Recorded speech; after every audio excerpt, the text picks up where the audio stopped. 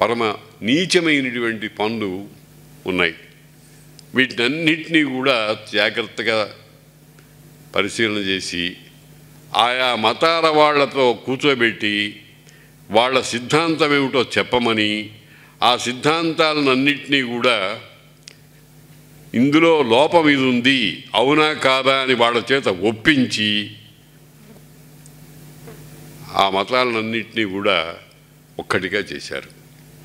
కాకపోతే ఇంకొక అద్భుతమైనటువంటి పని చేశారు ఆయన. షణ్మత స్థాపనాచార్య అని వారికి బిరుదు.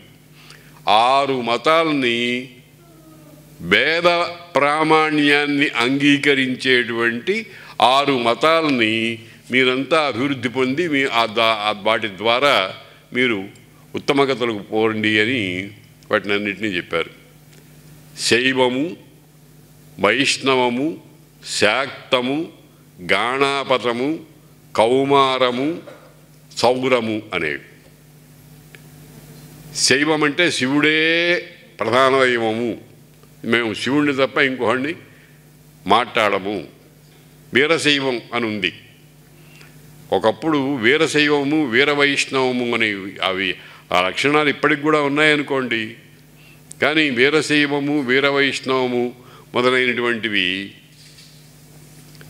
చాలా ప్రసిద్ధంగా ఉండి కొట్టుకు చచ్చేవాళ్ళు. ఒక చమత్కారమైన కథ చెప్తారు. ఒకడు అన్నం తింటున్నట్ట.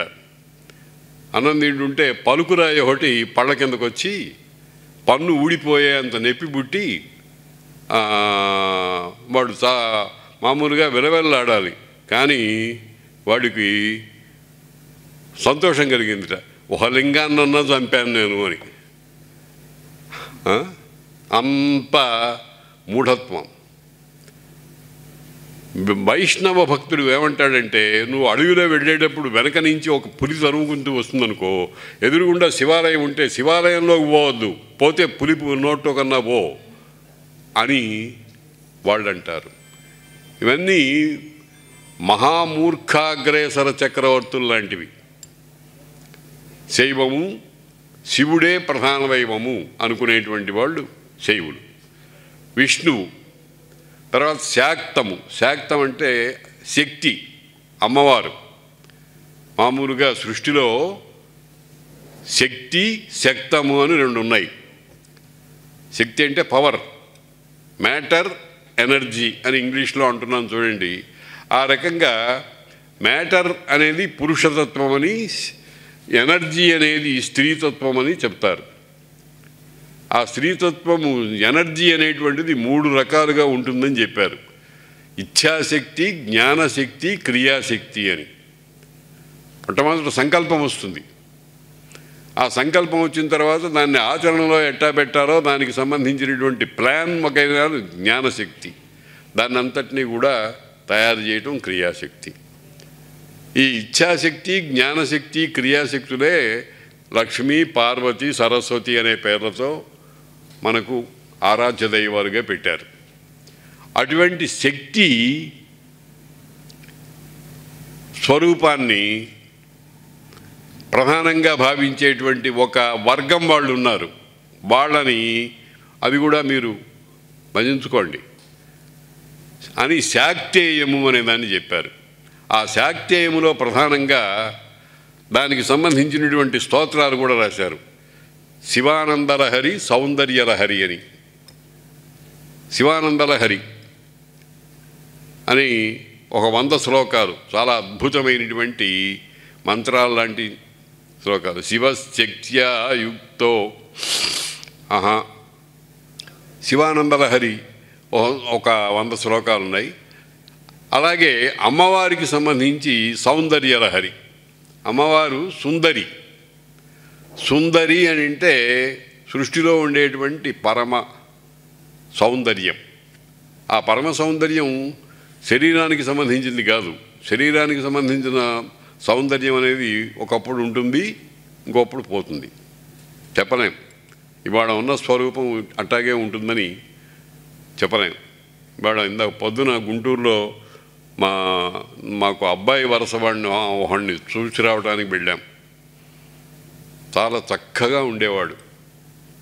ఇప్పుడు మంచం మీద పడున్నాడు, ఒళ్ళు ఊరిపోయింది, కాలు నొక్కితే చొట్టబడుతోంది, చుట్టానికి భయంకరంగా ఉంది. కాబట్టి దేహ సౌందర్యము స్థిరంగా ఉండదు. సౌందర్యం ఎప్పుడూ కూడా మనస్సుకి సంబంధించింది. దాన్ని సౌందర్యలహరి అని ఆ స్తోత్రం శంకర భగవత్పాదుల వారు రాశారు. శివశక్త్యాయుక్తో యది భవతి శక్తః ప్రభవితుం నచేదేవం దేవో న ఖలు కుశల స్పందితుమపి అతస్త్వామారాధ్యాం హరిహరభిరించాదిభిరపి ప్రణంతుం స్తోతుం వా కథమకృత పుణ్య ప్రభవతి. చాలా అద్భుతమైనటువంటి శ్లోకం. మనకు ఒక కారు ఉందండి, కారు ఎక్కి కూర్చుంటే ఎక్కడికైనా తీసుకెడుతుంది. ఎప్పుడు దాంట్లో పెట్రోల్ ఉంటే. పెట్రోల్ లేకుండా కారు ఉందనుకోండి, ఏం ప్రయోజనం? ఇంటి నిండా ఆ దీపాలు పెట్టాం, విద్యుత్తు ఆగిపోయిందనుకోండి, పవర్ కట్ అయిందనుకోండి, ఎక్కడి నుంచి వస్తుంది వెలుతురు? ఆ పవరే శక్తి. మోటార్లో నడిపేటువంటి సామర్థ్యం కలిగినటువంటి పదార్థమే శక్తి. అది లేకపోతే ఏమీ ప్రవర్తించదు.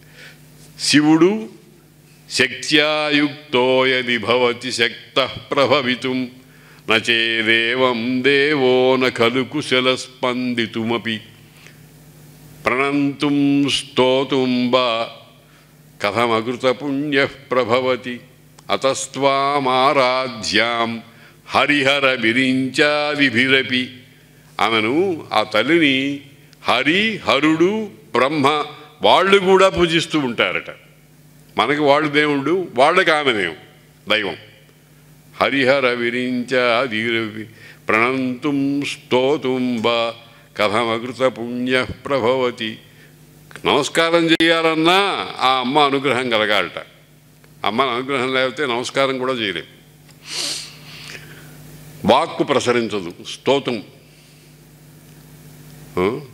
చాలా అద్భుతమైనటువంటి శ్లోకాలు.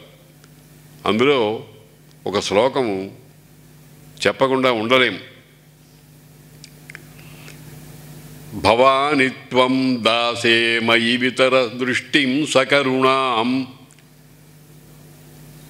భవాని త్వం దాసే మయి వితర దృష్టిం సకరుణాం ఇతి స్తోతుం వాంఛన్ కథయతి భవాని త్వమితి యః తదైవ త్వం తస్మై దిశసి నిజ సాయుజ్య పదవీం ముకుంద బ్రహ్మేంద్ర స్ఫుట ఘటిత నీరాజన పదాం. ఒకడు చాలా కష్టపడి 7 పదాలని ఒక వాక్యంగా తయారు చేసుకుని అమ్మగారి దగ్గరికి వెళ్ళాట. భవానీ త్వం దాసే మయి వితర దృష్టిం సకరుణాం. చాలా కష్టపడి పద్యం తయారు చేసుకుని అమ్మవారికి సమర్పించుకుందామని వెళ్ళాడు.